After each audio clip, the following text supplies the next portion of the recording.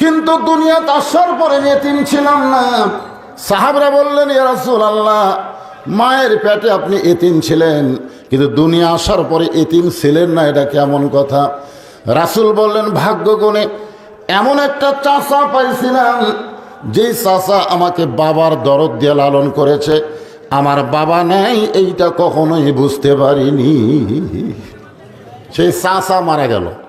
চাচা দুনিয়ার থেকে বিদায় নেওয়ার কিছুদিন পরেই নবীর দরদের বিবি খাদিজা দুনিয়া থেকে বিদায় নিলেন। প্রত্যেকটা বিবি হলো আদরের, আর একটা বিবি হলো দরদের। সুবহানাল্লাহ খান। আপনারা কি জানেন, নবীর জীবনে যতদিন মা খাদিজা জীবিত ছিলেন ততদিন রাসূল দ্বিতীয় কোনো বিয়া করেননি। মা খাদিজা যখন দুনিয়া থেকে বিদায় নিছে তখন রাসূলের বয়স হলো 49 বছর। কত বছর? এই 49 বছর পর্যন্ত আল্লাহ রাসূল খাদিজা ছাড়া অন্য কোনো বিয়া করেনি। বাংলাদেশের কিছু নাস্তিক বলে আমাদের নবী নাকি বেশি বিয়া করছে, তার ভিতরে নাকি কাম ভাবটা বেশি ছিল। নাউজুবিল্লাহ খান। খাদিজা বহুদিন নবীরে কইছে যে আমার সঙ্গে সংসার করতে গিয়ে আপনার যৌবন শেষ হয়ে যাবে, আপনি আর একটা বিয়ে করেন। বিয়ার আয়াত নবীর উপর যখন নাজিল হলো তখন খাদিজা রাদিয়াল্লাহু জীবিত ছিল। বিয়ার আয়াত কোরআনে আছে না নাই? এজরে কেন আছে না নাই? নবীর উপরে নাজিল হলো, মা খাদিজা যখন নবীর সামনে ছিল। আল্লাহ বললেন, মাসনা 2টা বিয়া করো, যদি পারো 3টা করো, যদি পারো 4টা করো। এটা আমাদের সকলের জন্য আল্লাহ হুকুম করেছে। কম পক্ষে কয়টা? 2টা দিয়ে শুরু করছে। আবার পেশা ওয়াজ হবি, তাহলে জায়গা হয় না তো আমি কি করব? তাহলে 2টার কথা আল্লাহ বললেন। খাদিজা বলেন, ইয়া রাসূলুল্লাহ, আপনি ইচ্ছা করলে আর একটা বিয়ে করতে পারেন। আল্লাহ রাসূল বললেন, খাদিজা, দুনিয়াতে প্রত্যেকটা স্বামী যখন বিয়ে করে, বিয়ে করার পরে বউ স্বামীর হাতে তুলে দেয়। বউ কার হাতে তুলে দেয়? কিন্তু আপনার সাথে যখন আমার বিয়ে হলো তখন আপনার হাত আমার হাতের উপর কেউ তুলে দেয়নি, বরং আমার 2 হাত আপনার হাতের উপরে তুলে দিছে। জোরে করে সুবহানাল্লাহ। আবু তালেব বললেন, মা খাদিজাকে বলতেছে, মা আমার এতিমটারে তোমার হাতে তুলে দিলাম মা। এমন দরদ দিয়ে নবীকে লালন পালন করেছেন। আল্লাহর নবী বলেন, সর্বপ্রথম আমাকে নবী বলে যিনি স্বীকার করেছেন সেই মহিয়সী নারীর নাম হলো খাদিজা। নিজের স্বামীকে নবী বলা, আপনারা কি মনে করতেছেন? 4টিখানির কথা। নিজের স্বামী, আমি তো বুঝতেছি আমার বউ আমাকে হুজুরই কয় না। বহুদিন কইছি হুজুর করলে 500 টাকা, খালি কবা হুজুর কয় না, খালি হাসে না। হাসো কেন? বলে হাসার কারণ হলো হুজুর হওয়া সহজ না। আমার বইয়ের কাছে আমি হুজুরে হওয়ার পারিনি, আর খাদিজার কাছে আমাদের নবী সর্বপ্রথম। ধরে কারণ সুবহানাল্লাহ, তিনি নবী বলে স্বীকৃতি দিয়েছেন। সঙ্গে সঙ্গে আল্লাহ তাআলা একটা আয়াত নাজিল করলেন। মা খাদিজা যখন ঈমান গ্রহণ করলেন তখন আল্লাহ তাআলা কোরআনে আয়াত নাজিল করে বললেন, লাকাদ কানা লাকুম ফি রাসূলিল্লাহি উসওয়াতুন হাসানা। যদি সফলতা অর্জন করতে চাও, বিবি হয়ে যারা নবী স্বীকার করলো, তোমরা তার আদর্শ গ্রহণ করে নাও। ধরে খান সুবহানাল্লাহ। বিবি হয়ে নবী স্বীকার করা, তাকে আমাদের ধরা লাগবে। আজকে বাংলাদেশের যত বড়ই পীর সাহেব হোক না কেন, খোঁজলে দেখেন কোন পীরের বউ ওই পীরের হাতে মুরিদ হয়নি। খোঁজলে দেখেন, কারণ প্রত্যেকটা পীরের বউ পীরক সন্দেহ করে, যে মাঝে মধ্যে মুরিদের বইয়ের দিকে চোখ মারে, এই শালার হাতে কে মুরিদ হবে? একটা পীরের বউ পীরের হাতে মুরিদ হয় না। এই জন্যই পীরকে অনুসরণ করা যাবে না, পীরকে পুরোপুরি মানা যাবে না। মানতে হবে পুরোপুরি একমাত্র আমাদের নবীকে। জোরে কোন কথা ঠিক কিনা? এই জন্য আল্লাহ কোরআনে বলেছেন, আতিউল্লাহ ওয়া আতিউর রাসূল, আল্লাহর আনুগত্য করো, নবীর তরিকা মোতাবেক চলো।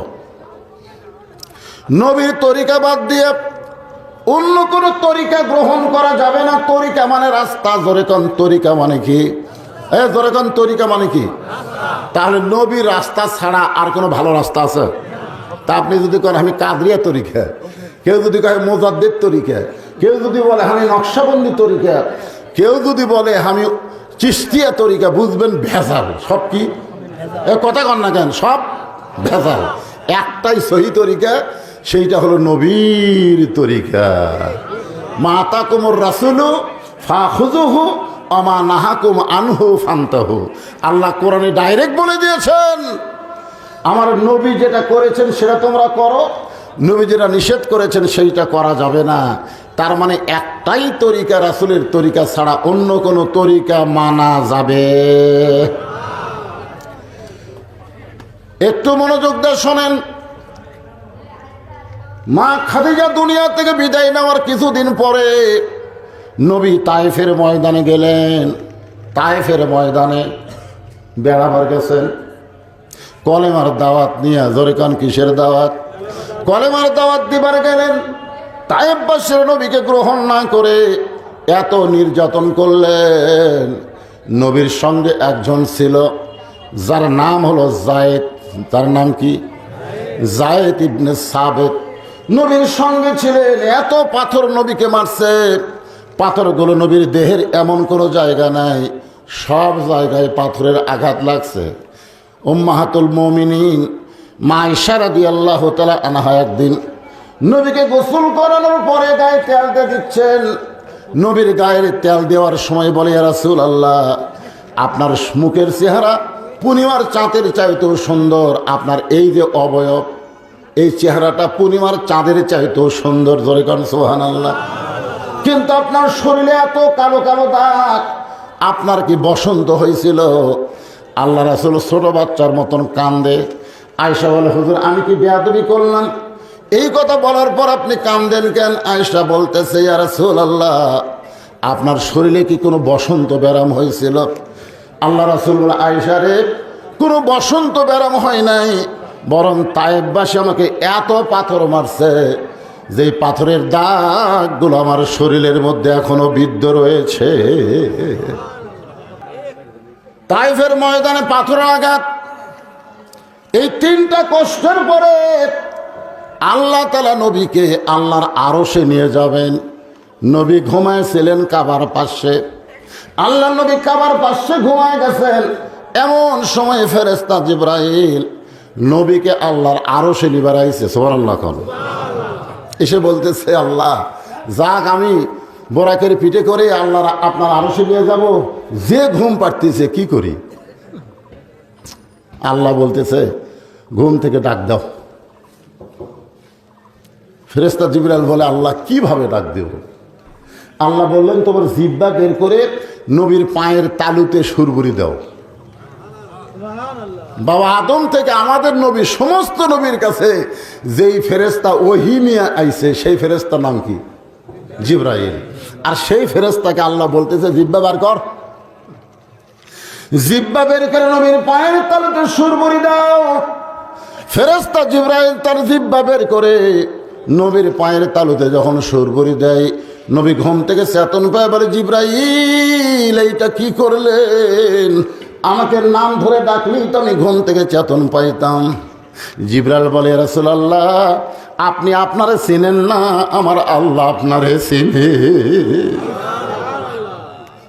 আপনি আপনারে চিনেন না, আল্লাহ পাক আপনাকে চিনে, যার কারণে আল্লাহ হুকুম করেছে এভাবেই আপনাকে ঘুম থেকে চেতন করতে হবে। আল্লাহ রাসূল বলেন, জিবরাইল চেতন করার অর্থ? বলে, একটু মেহেরবানি করে বাইরে চলেন। একটু বাইরে যাওয়ার পরে বলতেছে, হুজুর এই যে জমজমের কবির পানি দিয়ে আপনি অজু করেন। এখান থেকে বোঝা গেল ঘুমায় গেলে ঘুম থেকে চেতন পারলে কি করা লাগে? অজু করা লাগে। আল্লাহ নবী অজু করার পরে বলে, জিবরাইল কি করা লাগবে? বলে, হুজুর একটু কষ্ট করে আপনি একটু সামনে চলেন। সামনে যাওয়ার পরে এত সুন্দর একটা প্রাণী, আল্লাহ রাসূল বলে, জিবরাইল ঘুম থেকে চেতন করে সুন্দর প্রাণী দেখানোর জন্যই কি আমারে নিয়ে আইলা? জিবরাইল বলে, হুজুর এই প্রাণী দেখার জন্য আপনাকে আনি নাই, এই প্রাণীর পিঠে আপনি চড়বেন। এর নাম হলো বোরাক। বিজলির চাইতেও, আলোর চাইতেও কোটি কোটি গুণ বেশি গতি। এই বোরাকের পিঠে আপনি চড়বেন, বোরাক আপনাকে আল্লাহর আরশে পৌঁছায়া দিবে। কোরআনে আল্লাহ বলেছেন সুবহানাল্লাযী আসরা বিআবদিহি লাইলাম মিনাল মাসজিদিল হারাম ইলাল মাসজিদিল আকসা। এখানে দুটো মসজিদের নাম উল্লেখ করার কারণ হলো গোটা পৃথিবীর ভিতরে বহু মসজিদ থাকলেও এই দুই মসজিদের দাম কম না বেশি? বর্তমানে একটা মক্কায় মুসলমানের কাছে আছে, আর একটা ফিলিস্তিনে আপাতত ইহুদিরা দখল করে নিচ্ছে। আজ বহুদিন হলে সেখানে জুম্মার নামাজও পড়বার দিচ্ছে না। ধরে কোন কথা ঠিক কিনা? চিন্তা করছেন? হিন্দুদের জন্য মন্দির, খ্রিস্টানদের জন্য গির্জা, ইহুদির জন্য প্যাগোডা, আর মুসলমানের জন্য মসজিদ। জোরে কোন কথা ঠিক কিনা? সেই মুসলমানের মসজিদ শয়তান ইহুদিরা দখল করে বসে আছে। এ পর্যন্ত 26,000 ফিলিস্তিন মুসলমান ওই মসজিদ দখল করার জন্য তাদের জীবন দিয়েছে। তার মধ্যে 19,000 হচ্ছে বাচ্চা, শিশু বাচ্চা। ওরা শিশু বাচ্চাকে টার্গেট করছে। কি জন্যে?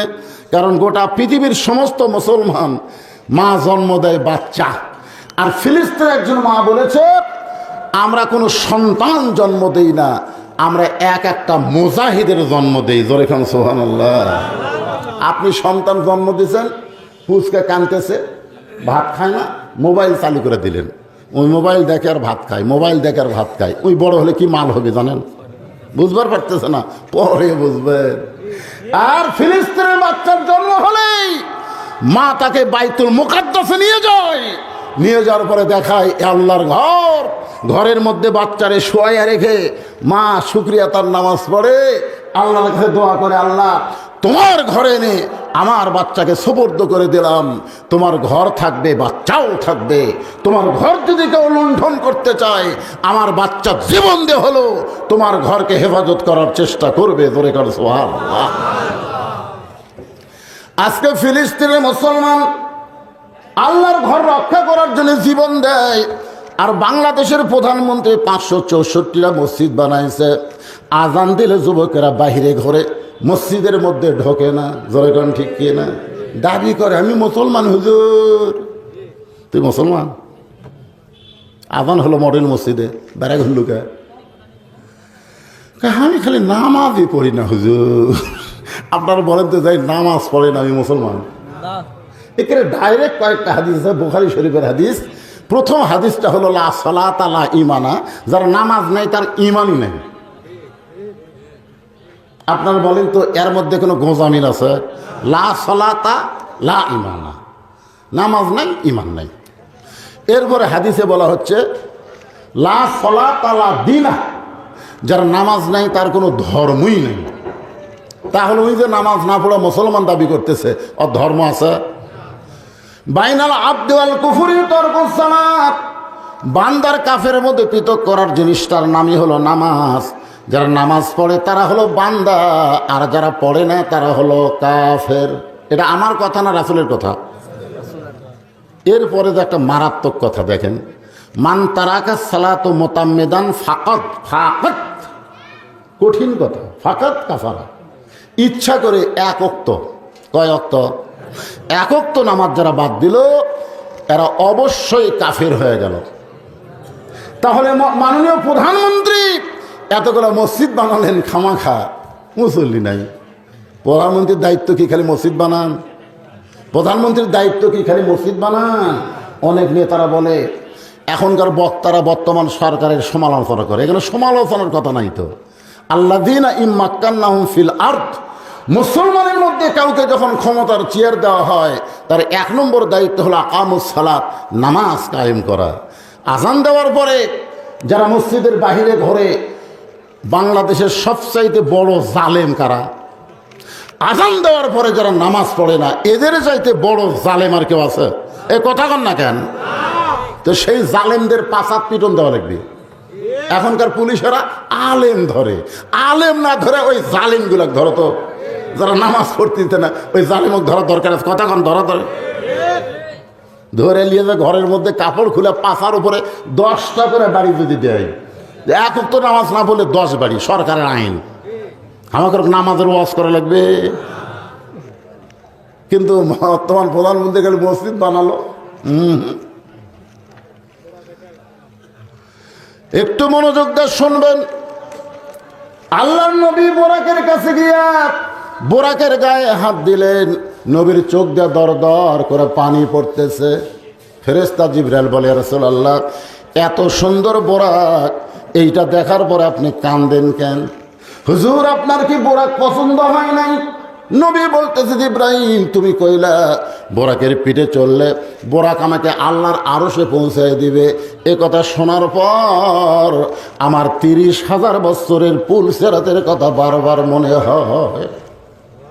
এই কথা শোনার পরে 30,000 বছর পুল সিরাতের রাস্তা অতিক্রম করতে বাংলাদেশের সময়ে কত হাজার? 30,000 বছর লাগবে। এই যমুনা সেতুর মতন, এই পদ্মা সেতুর মতন কিন্তু এরকম ওসার না। এই চুলের চাইতেও চিকন, খুরের চাইতেও ধার। যে পুল সিরাতের নিচে 7টা জাহান্নাম। জোরে কোন কয়টা জাহান্নাম? হায় হায় রে! এইটা পার হবার গেলে অধিকাংশই শতকরা 100 জনই প্রায় আমাদের যে চরিত্র আর যে আমল কেটে পুড়ে জাহান্নাম ডুবে শেষ। আল্লাহ নবী বলেন, জিবরাইল, এই বোরাক দেখার পরে আমার 30,000 বছরের পুল সিরাতের কথা মনে হয়। ফেরেশতা জিবরাইল বলে, ইয়া রাসূলুল্লাহ, আপনি হলেন আল্লাহর দোস্ত, আপনি পুল সিরাতের টেনশন কেন করতেছেন? সঙ্গে সঙ্গে নবী বলে, জিবরাইল, আমি নবী আমার জন্যে না, আমি নবী হলাম আমার উম্মতের জন্যে। সুবহানাল্লাহ। আমি নবী কার জন্যে? আমার জন্যে। হযরত বেলাল বললেন, হুজুর, আপনি যখন কবরে যাবেন তখন মুনকার নাকির আপনার কয় প্রশ্ন করবে? তা আল্লাহ রাসূল বলে, বেলাল তোমার কি ধারণা? বেলাল বলে, হুজুর, আপনার 2টা করবি। তো রাসূল বলেন, কোনটা বাদ দিবে? বেলাল বলতেছে, আমার নাবিকা এই প্রশ্ন আপনার করবে না, কারণ আপনি তো নবী, আপনাকে এই প্রশ্ন করবে। রাসূল কানলেন, বললেন, দেখো তোমাদের ভাগ্য কত ভালো, তোমাদের নবী আছে, আর আমার ভাগ্য এত খারাপ, আমার কোনো নবী নাই। তোমাদের ভাগ্য এত ভালো, তোমাদের নবী আছে। জোরে বলেন, কে আছে? কথা কন না কেন? নবী থাকলে কি হয়? নিদানে আখেরাতে তরাইতে পুল সিরাতে। সবাই বলেন, নিদানে আখেরাতে তরাইতে পুল সিরাতে, কান্ডারি হইয়া নবী পার করিবেন সেই তরণী। সবাই একটু জবান খুলে যুবকেরা বলো, নবী মর পরশমণি, নবী মর সোনার খনি, নবী নাম ভাবে যে জন সেই তো দোজা হানের ধ্বনি। এরপরে একটা গানের মধ্যে বলা হচ্ছে, আসেন আমার মুক্তার, আসেন আমার ব্যারিস্টার, সেই বিচারের হাইকোর্টেতে তিনি আমায় করবেন পার, আমি পাপী রাসূল জাবিন্দার। কোনো টেনশন আছে? কোনো টেনশন আছে? আল্লাহ রাসূল বলেছেন, শুধু ঈমান নিয়ে মর। দুনিয়াতে যত পাপ করো রে আমার উম্মত, তোমাদের কোনো টেনশন নাই। যত পাপ করো কোনো টেনশন নাই, ঈমান নিয়ে যদি কবরে আসতে পারো, আমি রাসূল ওয়াদা দিলাম, তুমি ছাড়া আমি জান্নাতের মধ্যে ঢুকব না। তাহলে যা করেন করেন, অসুবিধা নেই, যা ইচ্ছা তাই করেন, কিন্তু মরার সময়, এখন মরার সময় ঈমান নিয়ে কারা মরবার পারবে? পাইকারি হারে সবাই নাকি? আজকে যারা দুনিয়ার বাড়ির দিকে বারবার তাকান, 3 তলা রড বাইর করে থসে, ডান কান্দের ফেরেস্তা কয়, পাগলা তুই বিল্ডিং দেখ পারে আমার আমাকে চাপা দেশ খেরে, মানে দেখ পারে ফেরেস্তা চাপা খায়, বুঝলে? বাম কান্দের ফেরেস্তা কয়, ওকে একটা চর দে, চর দিয়ে কবর দেখাতো, কবর দেখায়, সারা কবর দেখে না, বিল্ডিং দেখে। এরকম আছে না? কথা কন না কেন? কবর দেখবেন, কবর, কবর না দেখে বিল্ডিং যারা দেখে, এরা মরার সময় ঈমান নিয়ে মরতে পারবে না। দুনিয়ার চিন্তা করতে করতে ওর জীবন যাবে। জোরে কোন কথা, ঠিক কথা কয়? মারাত্মক কথা, মরার সময় ঈমান নিয়ে যদি মরবার চাই, যে আলোচনাটা করতেছে একটু মনোযোগ দিয়ে শুনতে হবে ভাইজান, কারণ দিন গেলেই রাতটা আসতেছে, আমাদের ভাগ্যের রাত। আল্লাহর নবীকে আল্লাহ নিয়ে গেছেন, ভাগ্য গুণে সেই নবী হলো আমাদের নবী। জোরে কোন সুবহানাল্লাহ। আমাদের নবীর সম্মান মানে আমাদের সম্মান। আল্লাহ বলেছেন, ওরা ফায়না লেখা জিকরাক, ওগো নবী আপনাকে আমি সবার উপর সম্মান দিয়েছি। নবী বলে, আল্লাহ এ সম্মান আমি আমার উম্মতকে দিয়ে দিলাম। আল্লাহ রাসূল বললেন, বেলাল, মানুষ কবরে গেলে তাকে মুনকির নাকি 3টা প্রশ্ন করবে। কয়টা? কিন্তু আমি যদি কবরে না যাই তাহলে কয়টা করবে? সমস্ত সাহাবীরা চুপ করছে। কিন্তু হুজুর কি কয়? হুজুর যেটা কছে এটাই ঠিক। সব নবী মরে গেলেও আমাদের নবী মরে নাই। এটা ইমানের আকিদার ব্যাপার। ইসলামের আলো জ্বালায়া দিয়া নবী শুইয়া আসেন সোনার মদিনায়। সবাই বলে, ইসলামের পতাকা উড়ায়া দিয়া নবী ঘুমায়া আসেন সোনার মদিনায়। আপনি যখনই দরুদ পড়লেন ফেরেশতারা নিয়ে গিয়ে মদিনাত বলতেছে, হুজুর এই যে মঠ গ্রামে আপনার এই উম্মত এইটা কোনোদিন আপনাকে দেখেনি, আপনার নাম শুনেই দরুদ পড়লো। দরুদগুলো জমালেন তো, কারণ এত ওজন এই দরুদের, আমরা ফেরেশতারা ঢোয়াবার পারতেছি না। হুজুর এত ওজন জমালেন। আল্লাহ রাসূল কয়, কোনো নেকি লাগবি না রে, আমার কাছে যে দরুদ জমা আছে এই দরুদ খালি নেকির পাল্লায় তুলে দিব, আমার উম্মতের সবগুলো জান্নাতে চলে যাবে। ধরে খেলো সুবহানাল্লাহ। এই জন্য সবার ভাগ্যে দরুদ পড়াও হয় না। আজকে দরুদ নিয়েও কতগুলো ফতুয়াবাজি করে। ধরে কোন কথা ঠিক কিনা? আল্লাহর বান্দার একটু মনোযোগ দেন। ফেরেশতা জিবরাইল বলে, রাসূলুল্লাহ আপনি কি বলতেছেন? আল্লাহ নবী বলেন, জিবরাইল এমন করে একটা বোরাক আমার আল্লাহ যদি আমার গুনাহগার উম্মতকে দিত, আমি বোরাকের পিঠে উঠতে শান্তি পাইতাম। কি নবী রে, বোরাকের পিঠে চড়বি? তো আমাকে বলেনি। আর আমাকে এমপির একটা করে মার্সিডিজ গাড়ি আছে, প্যারাটো গাড়ি আছে, আর গাড়ির চড়া ঢাকাত গেছে, আর এমপি খুঁজে পাওয়া যাচ্ছে না।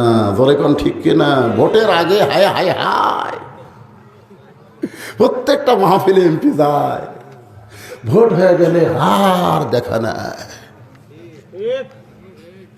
ওই নেতার চামচা হয়ে ঘুরতেছেন, খালি মরেন। হাউডার মধ্যে বাড়ি বসাবি। ধরে কোন কথা ঠিক কিনা? চামচা যদি হবার চান, বিশ্ব নবীর উম্মত হন। যাত্রার চামচাগিরি করে এই সামান্য হায়াতকে নষ্ট করেন না। সামান্য হায়াত আল্লাহ আমাদেরকে দুনিয়াতে দিয়েছে। ধরে কোন কথা ঠিক কিনা? যাত্রার চামচাগিরি না করে বিশ্ব নেতার চামচা হন। আমার নেতা, তোমার নেতা বিশ্ব নবী মুস্তাফা। ধরে কোন সুবহানাল্লাহ। ফেরেশতা জিবরাইল বলে, ইয়া রাসূলুল্লাহ আমার মনে হয় আপনার এত বড় চাওয়া আল্লাহ কবুল করবে না। কোন নবীর জন্য আল্লাহ যে বোরাক তৈরি করে নাই, আপনার জন্য স্পেশালভাবে তৈরি করছে। আপনি সেই বোরাক গুনাহগার উম্মতের জন্য চাবেন, আমার মনে হয় এই চাওয়া আল্লাহ কবুল করবে না। মানে চাওয়াটা একটু বেশি হয়ে গেছে। নবী বলে, জিবরাইল আমার উম্মতের ব্যাপারে চাওয়া বেশি হয়েছে। ঠিক আছে। বোরাকের কাছ থেকে নবী 11 গজ দূরে গিয়ে মাটির দিকে তাকায় থাকলেন। বোরাকের দিকে তাকায় না। ফেরেশতা জিবরাইল বলে, হুজুর বোরাকের দিকে না তাকায় মাটির দিকে কেন? আল্লাহ নবী বললেন, জিবরাইল ঠেকা আমার না, ঠেকা হলো তোমার আল্লাহর। আমি আল্লাহর আরশে যাবার চাইনি, আল্লাহ পাক গাড়ি পাঠায় দিয়েছে আমাকে যাওয়ার জন্যে। আমি যাব না। ঠেকা কি মঠ গ্রামের না ঠেকা আমার? না, আমার গাড়ি ভাড়া আগেই দিছে যে হুজুর আপনি যাবেন। ঠেকা আমার না, আপনাকে রে। আল্লাহ রাসূল বলে, আমি তো আল্লাহর কাছে যাবার চাইনি, আল্লাহ পাঠাই দিছে যানবাহন, যাব না। সঙ্গে সঙ্গে আল্লাহ বলে, জিবরাইল আমি লা ইলাহা ইল্লাল্লাহ বসে আছি মুহাম্মদ রাসূলের আশায়। আর মোহাম্মদ রাসূল যদি যানবাহন ফেরত দেয়, আমি আল্লাহ বড় কষ্ট পাই। আমি লা ইলাহা ইল্লাল্লাহ বসে আছি কার আশায়? মোহাম্মদ রাসূলের আশায়। আর মোহাম্মদ রাসূল যদি বোরাক ফেরত দেয়, আমি আল্লাহ বড় কষ্ট পাই। আমি কষ্ট না পাওয়ার জন্যে তার প্রত্যেকটা উম্মতের জন্য এমন করে একটা বোরাক আমি পুলসরাতের কিনারায় বাজেট করে দিলাম। প্রত্যেকটা উম্মত। এখন উম্মত কারা? এখন যদি আপনার বলেন হুজুর পাইকারি হারে আমরা সবাই উম্মত, না, আল্লাহ কোরআনে বলেছেন কুনতুম খায়রা উম্মাত উখরিজাত লিন-নাস তা'মুরুনা বিল মা'রুফি ওয়া তানহাউনা আনিল মুনকার। এরাই হলো নবীর উম্মত, যারা সৎ কাজে আদেশ করে, অসৎ কাজে বাধা দেয়। সৎ কাজে কি করে? আপনি তো পাবলিককে আদেশ করে পারতেছেন না। আপনার বেটার বয়স 22 বছর, এই ফজরের সময় ঘুম পাড়ে, ও কি আপনি আদেশ করে পারতেছেন না? আর্জেন্টিনার খেলা দেখে 3টা পর্যন্ত, আপনার বেটা আগে 3টা পর্যন্ত আর্জেন্টিনার খেলা দেখে হইচই করে। আর যে আসসালাতু খায়রুনের নাম শোনে তখন আর আগে নাই। বাপ জানলাতে তাকায় দেখে পাও নাই মাথাও নাই। আজান শোনার সাথে সাথে আইডিয়া 3.5 হাত 2.5 হাত হয়ে ল্যাফের মধ্যে ঢুকে গেছে। কি আপনি আস্তে আস্তে যান, বিলাই যেমন ইন্দুর ঘরে, আপনি আস্তে আস্তে ঘরের মধ্যে যায় কম্বল টান দেন, ল্যাপ টান দেন, টান দিয়ে তাকায় দেখেন ল্যাপের মধ্যে ব্যাটার সাইজ আর সাইড টিপে কুত্তের সাইজ একই সাইজ। এখন আপনার বেটা কি বেটা না কুত্তা? কথা কর না কেন? কুত্তা কইলেও কুত্তা রাগ করবে। আল্লাহ কোরআনে বলছেন সুম্মা রাদাদনাহু আসফালা সাফিলিন। এরা জন্তু জানোয়ারের চাইতেও খারাপ। মুসলমান দাবি করে ফজরের আযান শোনার পরে যারা ল্যাপের মধ্যে ঘুম পড়ে, এরা জন্তু জানোয়ার চাইতেও খারাপ। তাহলে আপনার উপর আল্লাহ আইন করলেন 7 বছর থেকে নামাজের তালিম দাও, আর 10 বছর থেকে জোর করে তুমি নামাজ ধরাও। আপনি যদি না পারেন তাহলে আপনি রাসূলের উম্মত হবার পারবেন না। রাসূলের উম্মত হবার গেলে আপনার পরিবারের উপর আপনার নজর রাখা লাগবে। কষ্টের কথা, সবচাইতে বড় কষ্ট কি জানেন? যে 400 বছরের পুরাতন বাবরি মসজিদ ওরা ভাঙলো। ওরা কারা? ভারত। ভারত ওরা মানে ভারত কর। বাবরি মসজিদ কোন দেশ আপনারা জানেন না? আপনার বলেন তো ভারতে কি মন্দির বানানোর জায়গা নাই? রাম মন্দির যারা উদ্বোধন করলো, এই মন্দির বানানোর জায়গা কি ভারতের নাই? তাহলে মন্দির বানানোর জন্য মসজিদ ভাঙ্গা কেন? ওই জায়গায় মন্দির বানানো লাগবে। ওরা মুসলমানের কলিজার মধ্যে হাত দিছে। মুসলমানের নামাজ না পড়লো মসজিদকে তার জীবনের চাইতে বেশি ভালোবাসে। জোরে কোন কথা ঠিক কিনা? আমার এলাকায় 2 বেনামাজি গন্ডগোল লাগে, বলতেছে বিশ্বাস যদি না করিস মসজিদ ছুঁচ। আমি বললাম কে রে, তুই তো নামাজ পড়িস না, তুই মসজিদ ছুঁয়ে কি করবি? নামাজ না পড়লে কি হুজুর, মসজিদ আল্লাহর ঘর। আর সেই ভারতের চ্যানেল, সেই ভারতের স্টার জলসা জি বাংলা আজকে আমাদের ঘরত চলতেছে। ঠিক করলে হবে না তো। নবীর উম্মত হবার গেলে ভালো কাজে আদেশ করা লাগবে, অসৎ কাজে বাধা দেওয়া লাগবে। কাক বাধা দেবেন? প্রধানমন্ত্রী বটি দেওয়া লাগবে না আপনার বাড়ির ডাক কিরে? ওরা আমাদের বাবরি মসজিদ ভাঙ্গা মন্দির বানালো, আর সেই মন্দিরের পূজার বাদ্য হরি হরি লোলো লোলো করে বাজবে আমাদের মুসলমানের ঘরে। স্টার জলসা জি বাংলা লাথি দিয়া বাংলাদেশ থেকে বের করে দিব। জোরে কোন কথা কন না কেন? কথা কন না কেন?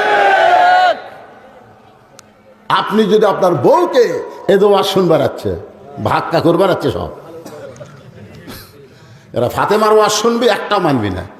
খালি আমার কয় হুজুর যাই করেন তাই করেন, ফাতেমার একটা টান দিবি। এত ওয়াজ শোনার পরে এরা স্টার জলসা ছাড়ে না। ও দোষ ওর কেনা, দোষ হলো আমাকে। প্রত্যেকটা স্বামীকে আমি অনুরোধ করতেছি, ভারত আমাকে কলজার মধ্যে হাত ঢুকেছে। জোরে কোন কথা ঠিক কিনা? ওদের কোনো চ্যানেল আমাকে ঘরের মধ্যে চলবি। ভারতের কোনো পণ্য, ভারতের কোনো পণ্য, ভারতের কোনো জিনিস আমাদের ঘরত উঠবি। কথা কন না কেন? কথা কন না কেন?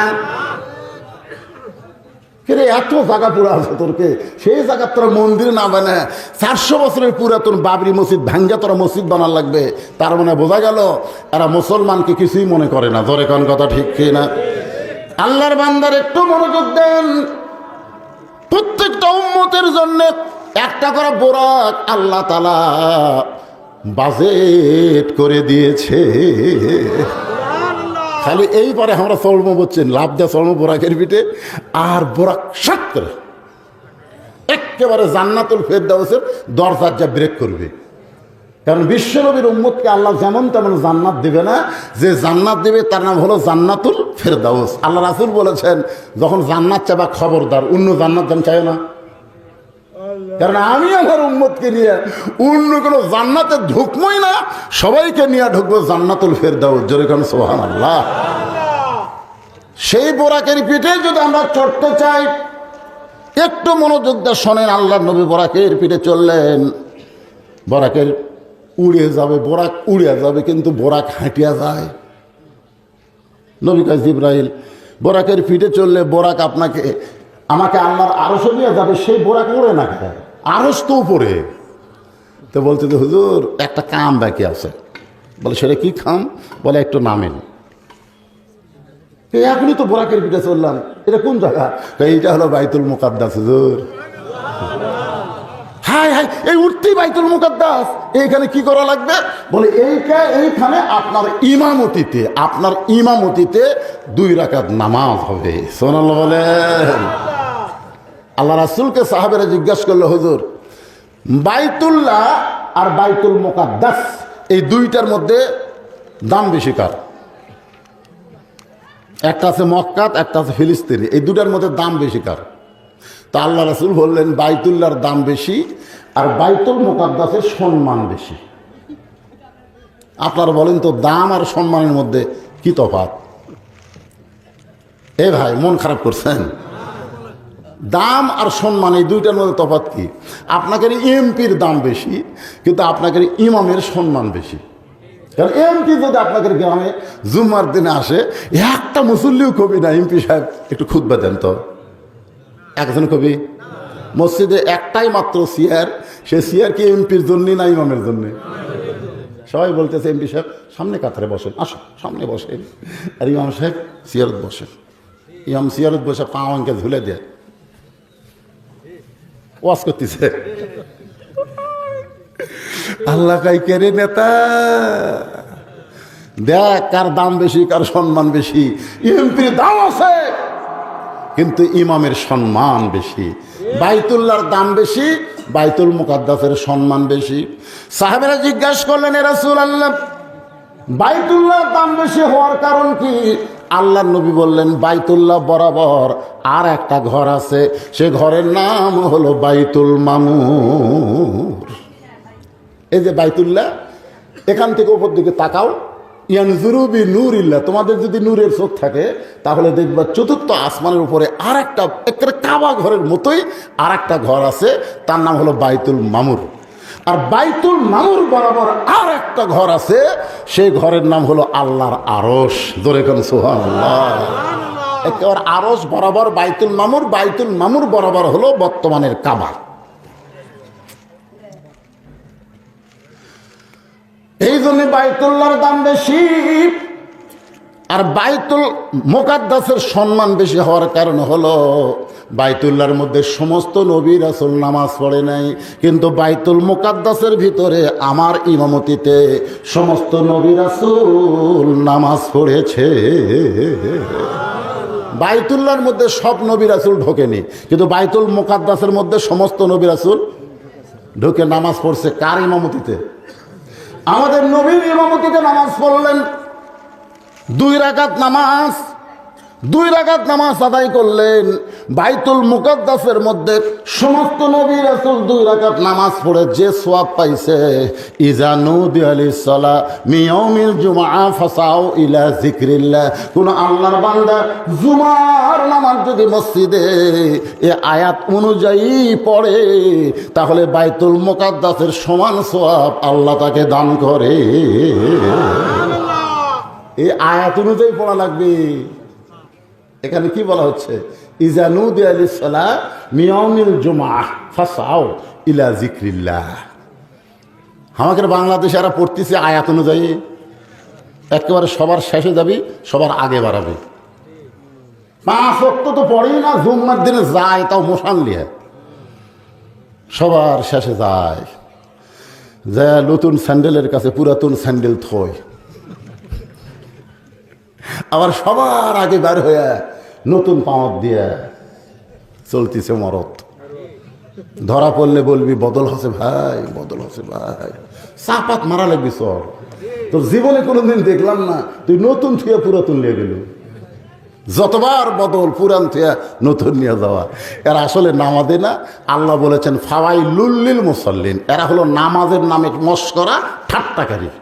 ওয়াইল নামক জাহান্নাম, এই দুমান নামাজে যারা শেষে যে আগে বার হয় এদেরকে আল্লাহ খুশি হয়ে দিবি, যা যা। আপনারা এইরকম যদি কেউ থাকেন আজ থেকে এই আয়াতের দিকে খেয়াল করবেন। বাইতুল মুকাদ্দাসের মধ্যে নবী 2 রাকাত নামাজ পড়াছে, সমস্ত নবী রাসূল ইক্তেদা করেছেন। ওই নামাজের যে সওয়াব